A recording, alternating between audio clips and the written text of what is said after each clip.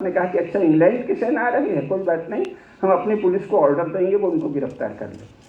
क्योंकि इंग्लैंड के बारे में मशहूर था कि इनको न लड़ना आता न कुछ जानते, और सेना तो थी ही नहीं। स्टैंडिंग आर्मी 19वीं शताब्दी ईस्वी के मध्य तक इंग्लैंड में नहीं थी। भारत में ज़्यादातर लोगों को नहीं पता है।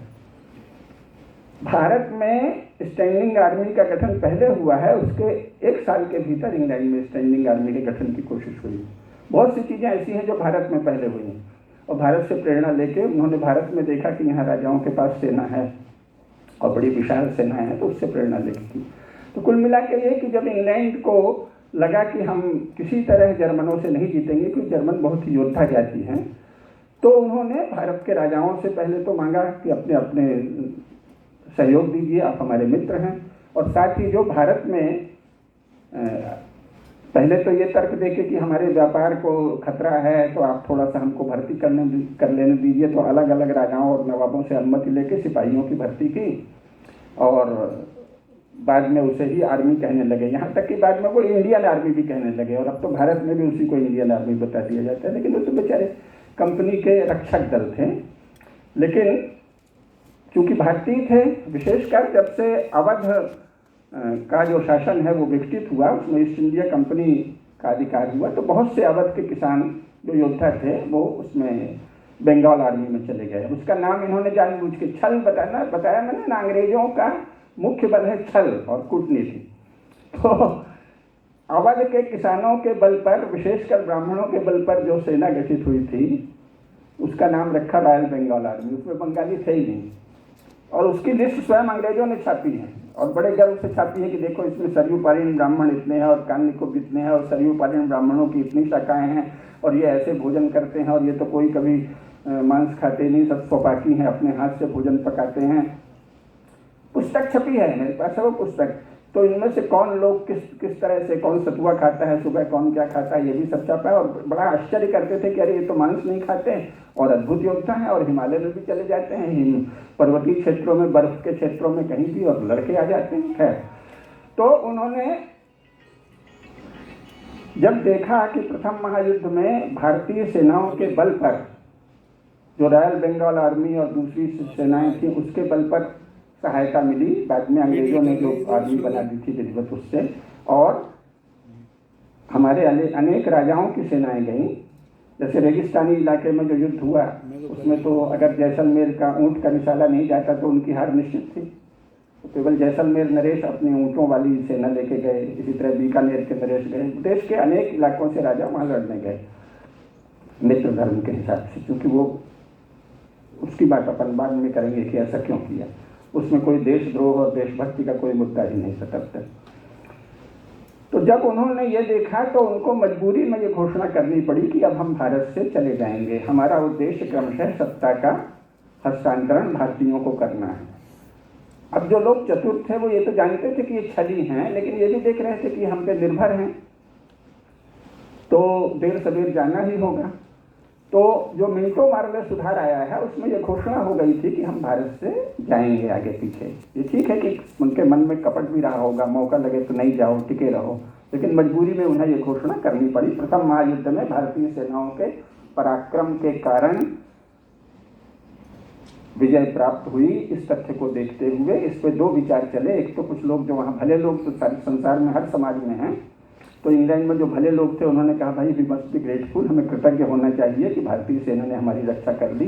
अन्यथा इंग्लैंड की सेना का क्या हाल था, ये इस पर बहुत साहित्य छपा है। उसको ट्रेंच कहते हैं, खाई में इंग्लैंड के जितने सैनिक थे उनमें से 70% सैनिक खाइयों में गलकर मर गए, क्योंकि न तो उनको ठीक से लड़ना आता था, न उनको और युद्ध के अन्य तरीके आते थे। जर्मनों के डर से जाके खाई में छिपे, और लगभग 1 महीने छिपे रहे, तो वहीं पे टट्टी पेशाब करते रहे, वहीं कुछ भी जो मिल जाए वो खाते रहे अगल बगल। फिर नहीं मरा तो भूखों मर गए, और अंत में उनमें से हर एक के किसी का पैर गल गया, किसी का पूरा शरीर गल गया, खाई में पानी भर गया बर्फ पिघल पिघल के। तो खाइयों में 70% अंग्रेज सैनिक मर गए, और हाहाकार मच गया इंग्लैंड में कि हमारे तो सब बच्चे यूं ही मर गए बिना कोई वीरता दिखाई। इसलिए उन्होंने छोटे छोटे युद्ध पे बड़ी कविता लिखी, है ना, into the valley of death march the 600, वो बड़ी प्रसिद्ध कविता है। 600 लोग जो हमारे यहाँ किसी जागीरदार के पास भी होते हैं, तो 600 सैनिकों की बड़ी बहादुरी, जो कि और कोई बहादुरी का प्रसंग ही ना था। There is not to reason why, there is not to make reply, there is but to do and die, into the valley of death march the 600। और इस पर गर्व कर रहे हैं, 600 सैनिक किसी तरह लड़े मरने के लिए, बाकी सब ट्रेंच में, खाइयों में गल गए। तो उनको घोषणा करनी पड़ी कि हम यहाँ से जाएंगे। तो इसमें जो भारत के चतुर लोग थे, जो लंदन में पढ़ के आए थे, और लंदन में जो पढ़ के जाते थे उनमें से ज़्यादातर को बपतिस्मा लेना पड़ता था। टेम्पल शब्द वहीं का है, आप लोगों को ज़्यादातर, हमारे यहाँ तो उन्होंने चला दिया, तो हम भी मंदिर को टेम्पल कहते हैं, लेकिन टेम्पल मंदिर नहीं है। टेम्पल का मूल अर्थ होता है चर्च का एक भाग। तो चर्च का वो भाग जहाँ बपतिस्मा दिलाया जाता है उसे टेम्पल कहते हैं। इसलिए आप देखिए ऑक्सफोर्ड और कैम्ब्रिज दोनों में टेम्पल्स के नाम हैं, और बाकायदे लिस्ट मिलती है कि जवाहरलाल नेहरू ने किस टेम्पल में बपतिस्मा लिया, गांधी जी ने किस में लिया। तो ये सब दीक्षित लोग थे, तो ये वहाँ की राजनीति को अच्छी तरह जानते थे। तो इन्होंने समझ लिया कि अच्छा, इंग्लैंड की ये दशा है कि आगे पीछे ही जाएगा। इसलिए 1919 के बाद पूर्ण धारा में राजनीति में वो लोग आए जो अंग्रेजों के मित्र थे भी और निकट आना चाहते थे कि जिस दिन ये सत्ता हस्तांतरण करके जाएं तो हम ही को करके जाएं। तो राजनीति बड़े लंबे खेल चलती है, वैसा कुछ नहीं है। तो 1919 के बाद, विशेषकर तिलक के बाद, भारत के जो भी प्रमुख राजनेता हैं वो सब अंग्रेजों के मित्र थे, और वो इसी योजना से जेल वेल चले जाते थे, बढ़िया पंखा भी और जो भी सुविधाएं उस समय की थी, सब किताबें थी, सुंदर आनंद से, क्योंकि वो उनके मित्र थे। और तय था कि अभी नहीं तो थोड़ा जेल हो लो, रिकॉर्ड बना लो, तो ये भी बता दो कि हम देश के लिए कष्ट सह रहे हैं और बाद में सत्ता हमको मिलेगी। तो सत्ता का हस्तांतरण इस तरह हुआ। अब मुख्य बात यह है कि सत्ता के हस्तांतरण में गांधी जी को जवाहरलाल नेहरू ने पटकनी दे दी। अब मैं केवल सत्य बता रहा हूँ इतिहास के, जो हमने विस्तार से पढ़ा, क्योंकि जवाहरलाल नेहरू अंग्रेजों की भक्ति में गांधी जी से बहुत आगे बढ़ गए हैं। गांधी जी तो कभी कभी तेज भी बोल देते थे, सच भी बोल देते थे। इंग्लैंड में गए तो कहा कि अरे तुम्हारे यहाँ तो स्त्रियों को बड़ा कष्ट है, हमारे यहाँ तो स्त्रियाँ रानी की तरह रहती हैं, और बड़ी दया दया दिखाई भाषणों में। तो अंग्रेज उनसे चिढ़ गए। तो इसलिए उन्होंने सोचा कि ये बुढ़ा जो है ये ठीक नहीं है, ये जवाहरलाल हमारा भक्त है। तो जवाहरलाल ने ज़्यादा नज़दीकी पाली, और इसीलिए अंग्रेजों ने सोचा कि ये पूरी तरह हमारा भक्त है, इसको हिंदुत्व पर, गांधी जी तो कहते थे कि हिंदुत्व सत्य और धर्म एक ही है, और मैं सनातन धर्म का निष्ठावान अनुयायी हूँ। तो भले वो अंग्रेजों के मित्र थे, पर अंग्रेज उनको पसंद नहीं करते थे मन ही मन। तो इसलिए उन्होंने जवाहरलाल नेहरू को थोड़ा और आगे बढ़ाया। विशेषकर जब नेताजी सुभाष चंद्र बोस लड़ते हुए असम तक आ गए, और उस समय तो लगा एक बार कि वो जीत जाएंगे, पूरी जापान और जर्मनी की सेना जीत जाएगी, तब अंग्रेज बहुत घबराए। तो उन्होंने गांधी जी से कहा कि भाई कुछ और लोगों से कहिए हमारी मदद करने, और देश के लोगों से अपील करिए। तो गांधी जी के शब्द थे कि इस समय नेताजी सुभाष चंद्र बोस को सारा देश पूछता है, उनके विरुद्ध जो बोलेगा उससे देश घृणा करेगा, मैं कुछ नहीं बोलूँगा। लेकिन जवाहरलाल नेहरू ने कहा कि मैं सुभाष बोस से लड़ने जाऊंगा। उसका बड़ा प्रसिद्ध चुटकुला है कि फिर उस समय जो अफसर थे उन्होंने कहा आपको लड़ना आता है, तो वो उन्होंने पास में वहाँ कोई छड़ी रखी थी, और एक दूसरा विवरण है कि छाता रखा था, जो भी हो, उसको उठाया, और जो जैसे बच्चे पैंतरे भरते हैं ऐसा पैंतरा भर के कहा कि हाँ मैं बचपन में अखाड़ा गया था इलाहाबाद में, और देखो मुझे पैंतरा आता है, मैं लड़ने जाऊँगा। तो वो हंसने लगे, समझ गए कि इसको तो कुछ समझ ही नहीं आता, कहाँ अभी का युद्ध, लेकिन समझ गए कि ये पक्का गुलाम है, और ये तो सुभाष बोस के विरुद्ध ऐसा नाटक कर रहा है पैंतरेबाजी का। तो उसी समय तय कर लिया कि इसी को सत्ता लेके जाना, सत्ता देकर जाना है, हमारे हित सुरक्षित रहेंगे। तो जब ट्रांसफर ऑफ पावर सुनिश्चित हो गया तो उन्होंने गांधी जी पर दबाव डाला। कांग्रेस कार्यकारिणी ने एक भी वोट नहीं दिया था जवाहरलाल नेहरू को अध्यक्ष बनाने के लिए। सरदार पटेल को सबसे ज़्यादा वोट मिले थे, फिर राजेंद्र प्रसाद को। जल्दी जल्दी बता रहा हूँ क्योंकि मूल विषय अगर इतना सभी नहीं बताएंगे तो आप समझेंगे नहीं। तो जवाहरलाल नेहरू को गांधी जी से कह के कि तुम हमारे जन्म भर दोस्त रहे हो, देखो किसी तरह पटा लो, और बात यह है कि ये बड़े दुनिया को जानता है और हम लोग इसके मित्र बने रहेंगे। गांधी जी को भी समझ में आया, कोई इसमें गद्दारी वद्दारी की बात नहीं। देखिए जो बड़े प्रश्न हैं उनको गंभीरता से लेना चाहिए। तो गांधी जी को लगा कि ठीक है भाई, एक बार अंग्रेज जाएं फिर हम संभाल लेंगे, और यदि तक कुछ भी हो, ये दुनिया को थोड़ा घूमा घामा जाता है और कम्युनिस्टों से भी मिलता है, इधर भी जाता है। तो जवाहरलाल के पक्ष में उन्होंने कांग्रेस कार्यकारिणी पर दबाव डाला और गांधी जी के कारण अंग्रेजों के कहने पर ट्रांसफर ऑफ पावर नेहरू के नेतृत्व में हो गया। अब नेहरू जो हैं वो राजनीतिक रूप से बहुत चतुर, बहुत चालाक आदमी थे, तो उन्होंने अंग्रेजों से भी दोस्ती गांठी और वो पिताजी की मृत्यु के बाद कम्युनिस्ट इंटरनेशनल से भी संपर्क कर चुके थे।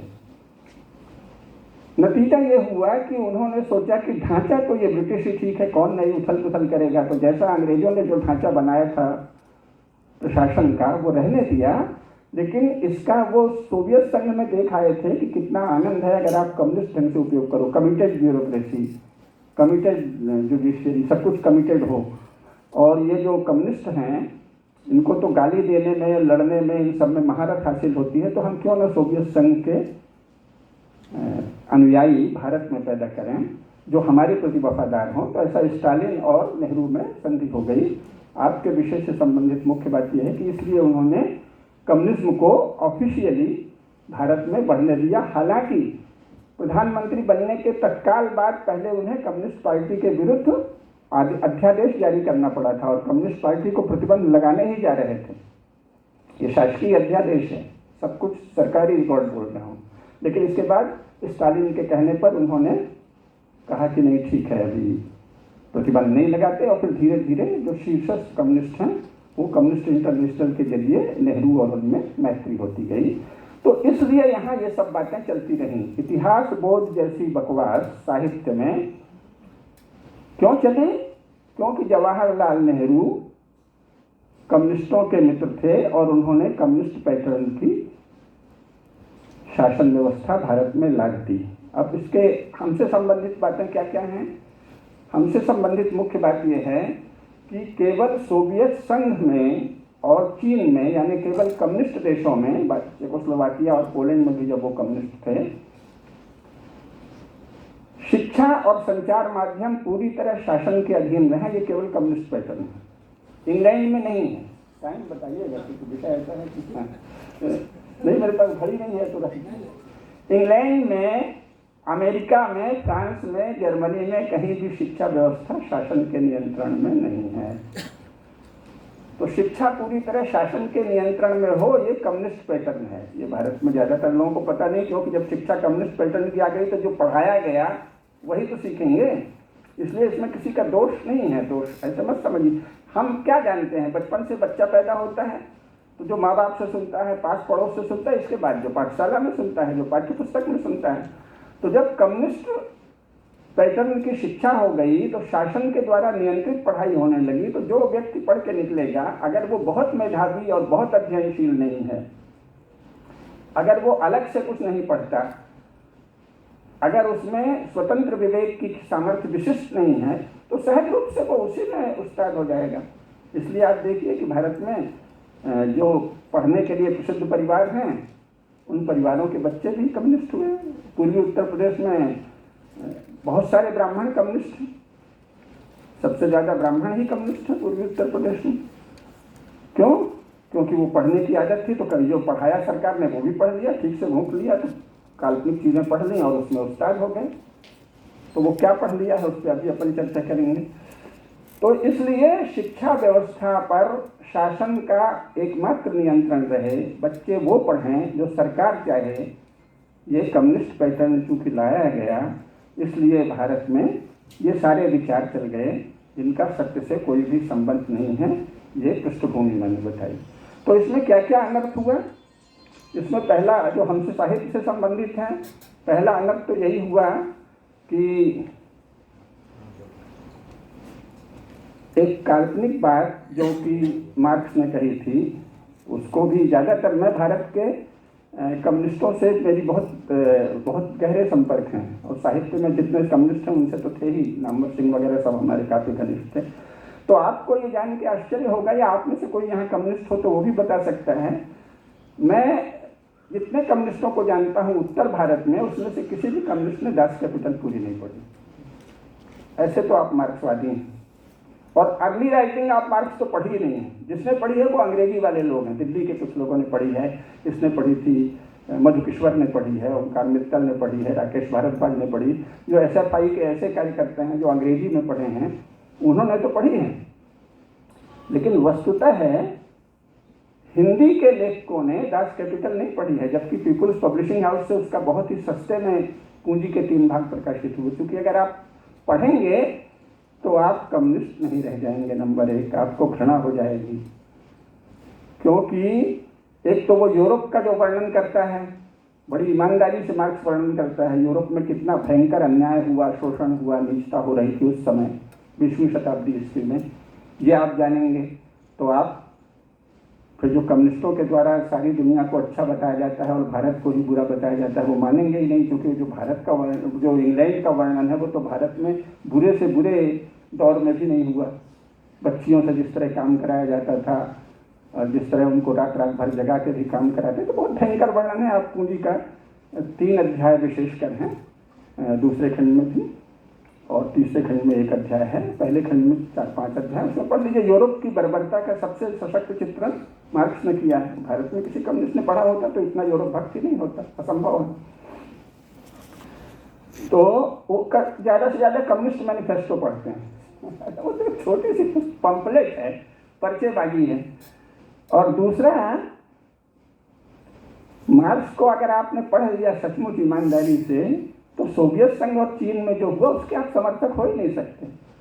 क्योंकि मार्क्स के सिद्धांत का सार क्या है? सिद्धांत ये है, सच है या झूठ है वो छोड़िए, मार्क्स बेचारा बहुत ही मानवतावादी, बहुत ही सच्चा, बहुत ही परिश्रमी, बहुत ही अध्ययनशील एक व्यक्ति था।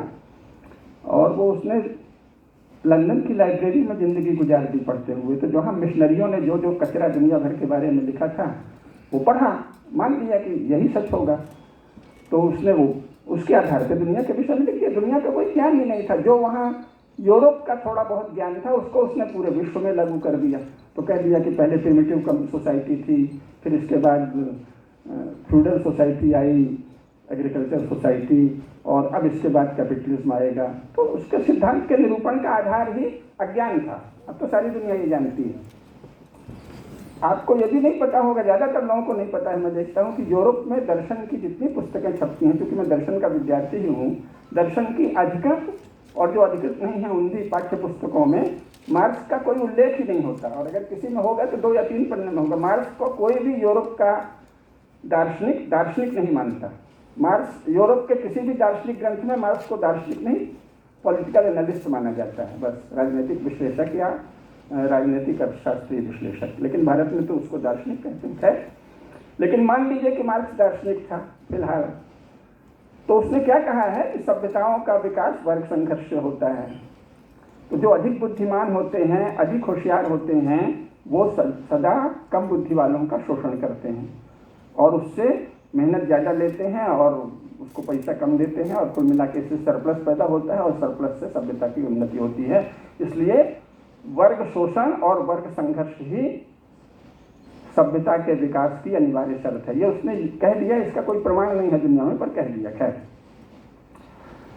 अब मुख्य बात यह है कि फिर उसने थ्योरी दी कि भाई मानव जाति की ये नियति है, उसको हिस्टोरिकल डेस्टिनी कहते हैं, ऐतिहासिक नियति है कि अंत में कम्युनिस्ट क्रांति होगी। कैसे होगी? तो उसने कहा कि टेक्नोलॉजिकल डेवलपमेंट होगा, तो जो तकनीकी में अधिक होशियार लोग हैं, दक्ष लोग हैं, वो बहुत होशियार होंगे, लेकिन वो स्वामी नहीं होंगे, क्योंकि स्वामी तो कैपिटलिस्ट लोग हैं, धन पूंजी इनके पास है। तो जो यंत्रों के कुशल कारीगर होंगे उसको उसने नाम दिया प्रोलेटेरियत। हमारे यहाँ तो प्रोलेटेरियत कभी 90% लोगों को अर्थ नहीं पता। सर्वहारा समझते हैं कोई रिक्शा वाला है, गरीब है, वो सर्वहारा है। मार्क्स के अनुसार ये लोग पैटी बुर्जू हैं, छोटा दुकानदार, रिक्शा चालक, साधारण किसान, इसको सर्वहारा मार्क्स तो कहीं कहता ही नहीं है। वो कहता है जिसको लेटेस्ट टेक्नोलॉजी को जो हैंडल कर रहा है वो है प्रोलेटेरियत, क्योंकि वो उसका स्वामी नहीं है। यानी इस समय जो कंप्यूटर चलाते हैं और बड़े बड़े यंत्रों में काम करते हैं वो है प्रोलेटेरियत, ठीक है। तो उसने कहा कि प्रोलेटेरियत को जब लगेगा कि अरे इतने सारे यंत्र तो हम चला रहे हैं, दुनिया भर की जानकारी हम प्राप्त कर रहे हैं, सारे संसार को तो हम ऐसे हस्ता मलक देख रहे हैं यंत्रों के बल पे, टेक्नोलॉजी के बल पे, तो वो क्या करेगा, वो क्रांति करेगा और धनियों से सत्ता छीन लेगा और स्वयं सत्तासीन हो जाएगा। तो क्रांति कहाँ होगी? जहाँ टेक्नोलॉजिकली एडवांस्ड सोसाइटी होगी। तकनीकी दृष्टि से विकसित समाज में ही क्रांति हो सकती है। ये मार्क्स के सिद्धांत का सार है। और क्रांति, तथाकथित क्रांति कहाँ हुई? रूस में, जो अत्यंत पिछड़ा, अत्यंत अविकसित, किसानी की दशा में फंसा हुआ राज्य था त्यागशाही में, और चीन में हुई। तो इनसे पूछा गया, क्योंकि ये लोग तो कम्युनिज्म पढ़े भी नहीं थे ना, लेनिन स्टालिन, इनको तो इनको क्या जम गया? ये तो वहाँ यूरोप में पढ़े हुए होशियार लोग थे। इनको ये जम गया कि एक जगह मार्क्स बहुत मानवीय है, बहुत अच्छा है, लेकिन एक जगह उसने ये कह दिया है कि भाई ऐसा है कि ये जो पूंजीपति हैं ये बड़ा प्रतिरोध करेंगे, जब तुम सत्ता छीनोगे सर्वहारा लोग, तो जरूरत पड़े तो इनको खत्म कर देना। इन्होंने वो सूत्र ले लिया कि अच्छा, हत्या का समर्थन किया है, चलो मारो। तो मार्क्सवाद से लेनिन, स्टालिन और माओ ने क्या लिया? हत्या के समर्थन का एक वाक्य। मार्क्स के चिंतन से कोई लेना देना नहीं। तो इस यूरोप में ये बहुत मजाक चलता है कि मार्क्स ने कहा था कि मैंने हेगल को सिर के बल खड़ा कर दिया। तो स्टालिन और लेनिन ने ये कहा तो नहीं, पर उन्होंने मार्क्स को सिर के बल पे खड़ा कर दिया। फिर मार्क्स ने कहा था कि टेक्नोलॉजिकली एडवांस सोसाइटी में ही क्रांति संभव है, और इन्होंने टेक्नोलॉजिकली बैकवर्ड सोसाइटी में जो कर दिया सत्ता का उलट पलट, और उसे कह दिया कि ये क्रांति है। तो अगर आप मार्क्स को पढ़ लेंगे तो आप स्टालिन और लेनिन को लफंगे के सिवाय कुछ कहेंगे ही नहीं कि इसने तो मार्क्स का ही नाश कर दिया, क्योंकि मार्क्स के मूल सिद्धांत को ही नहीं माना। तो सोवियत संघ में जो हुआ उसे कम्युनिस्ट क्रांति, भारत में और ऐसे ही जो शिक्षा के द्वारा, कुशिक्षा के द्वारा जड़ बनाए गए समाज हैं, वही कहा जाता है। बाकी सब लोग जानते हैं कि ये स्टालिन और लेनिन की गुंडागर्दी थी, यूरोप में सबको पता है। तो इससे क्या हुआ कि शिक्षा का जो, कुशिक्षा का जो प्रायोजित, शासन के द्वारा प्रायोजित शिक्षा चलाई गई, उससे भारत में ऐसी भयंकरता आई कि सबने मान लिया कि कोई सोवियत संघ में क्रांति हुई है, और क्रांति गरीबों के लिए हुई है। अब इसमें जो अंधविश्वास